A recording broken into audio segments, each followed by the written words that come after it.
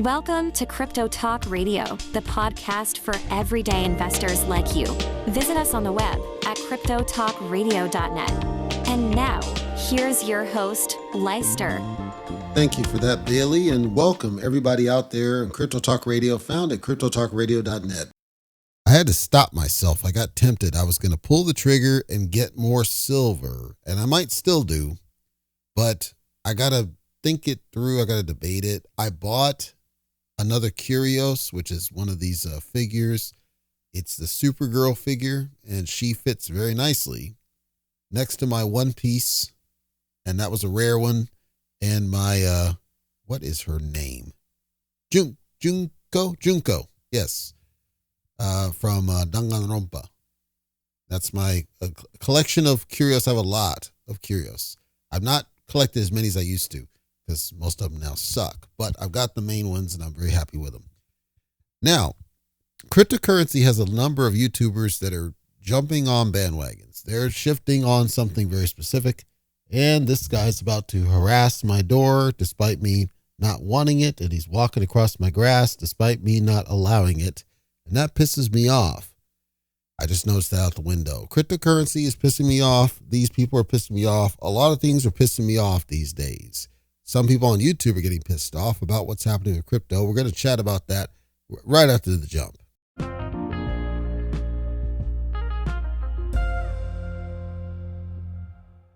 Oh, bastard. CoinMarketCap.com. Sorry.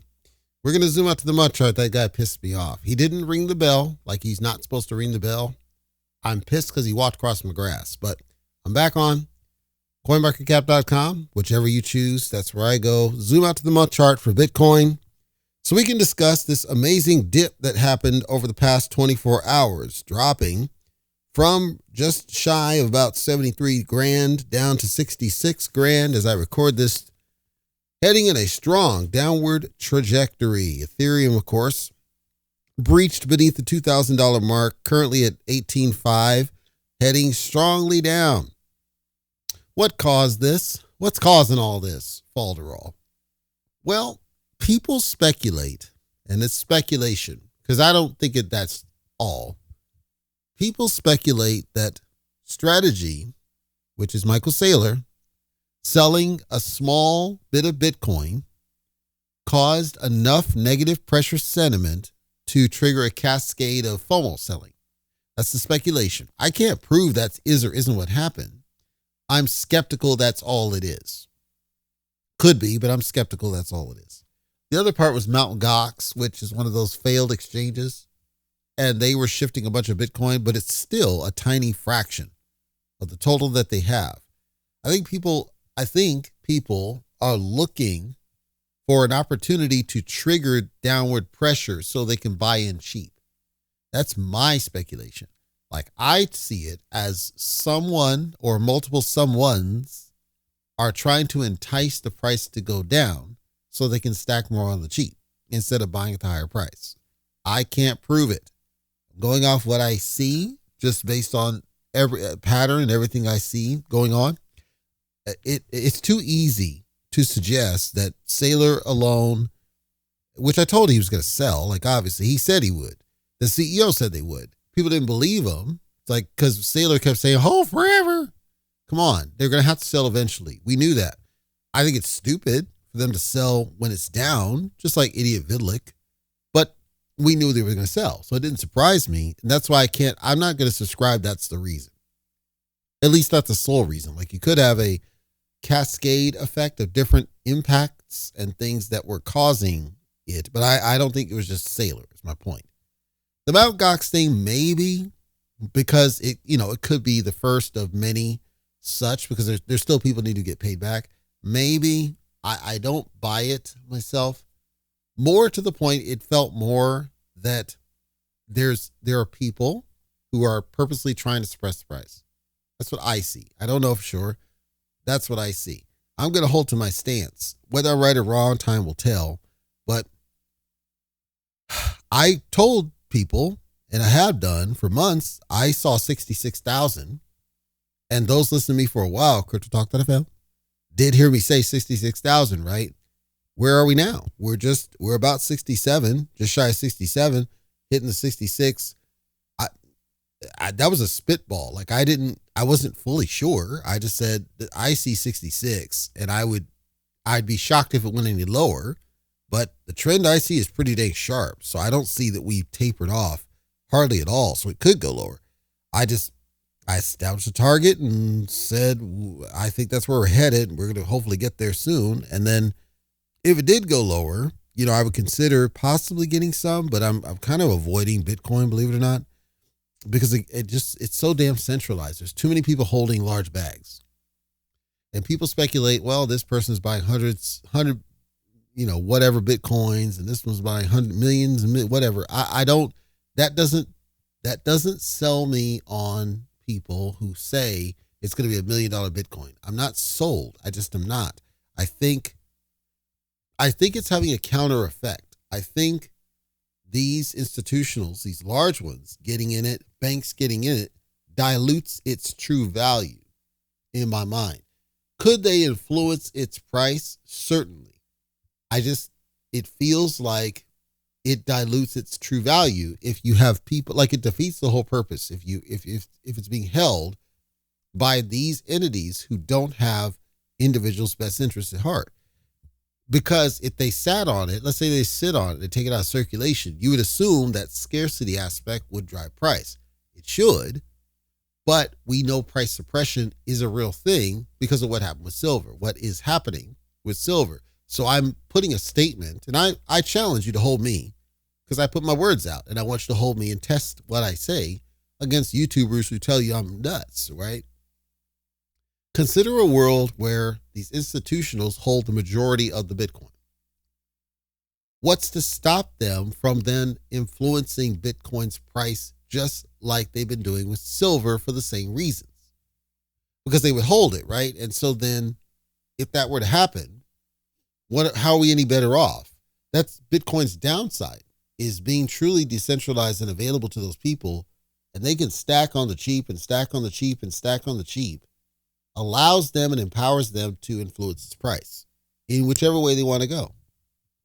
I don't see it any better than commodity metals, frankly, at that point, because you're just taking what is physical and applying it to what is digital.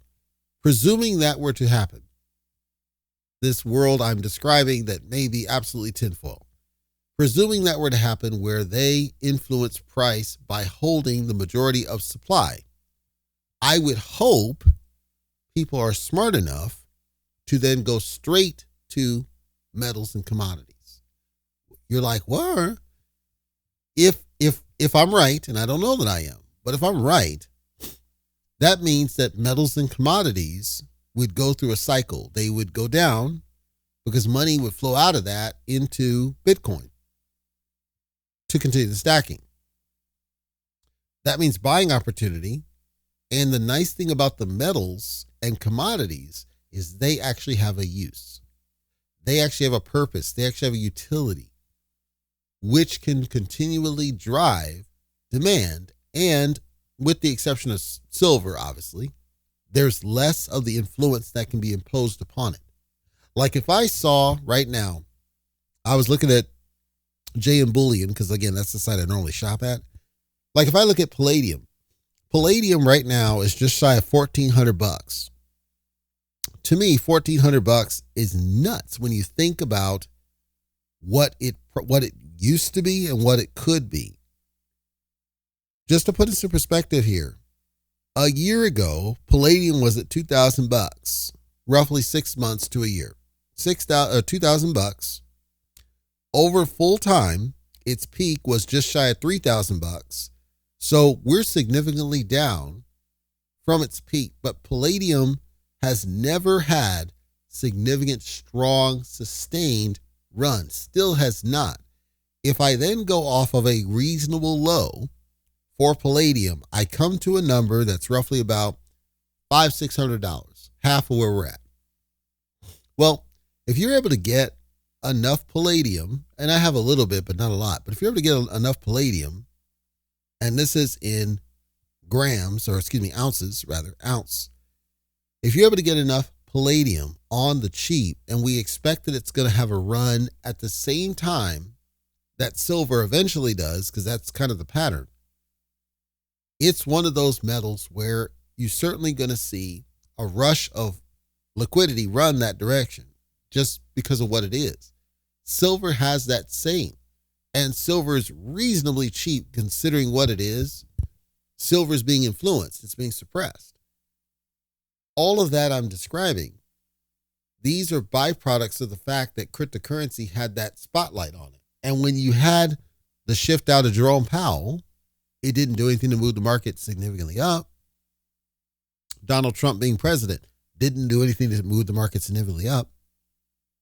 Metals have always held reasonably good. I am just saying, if Bitcoin gets to the point where significant of these institutionals hold its supply, there's a possibility they influence its price just like they're doing with silver. It's possible. And if that happens, the cycles that we see on charts goes away, because the last cycle where it spiked up over $100,000, who's to say that that wasn't just an artificial pump? And I'm saying this not to defray the other possibility. I'm saying Ethereum didn't run massive. BNB did, but it was almost in spite of things. All of them didn't run massive like we saw in 2021. Bitcoin was the only one that was running massive. The rest of them weren't running hot. So, speculate. What if Ethereum going away from proof of work was always the key to the cycle of price for all of them, including Bitcoin? What if that was the key? Consider, what did proof of work get us? The ability to mine this stuff. Mining profits. So when they mine, they're given rewards. We expect they're going to sell them on the open market. When they sell them on the open market, they're not going to sell at a loss. More often than not, they're going to sell at profit. Drives up price. When exchanges run slim, they need more supply. So it needs to be mined. So there's demand, right? I'm throwing out a scenario that the price movements we see are just artificial temporary drives and not sustained pushes like we saw in Ethereum's proof of work, which goes back to something I said months ago, which is I said Ethereum is kind of the driver, really, not Bitcoin. Bitcoin is really following.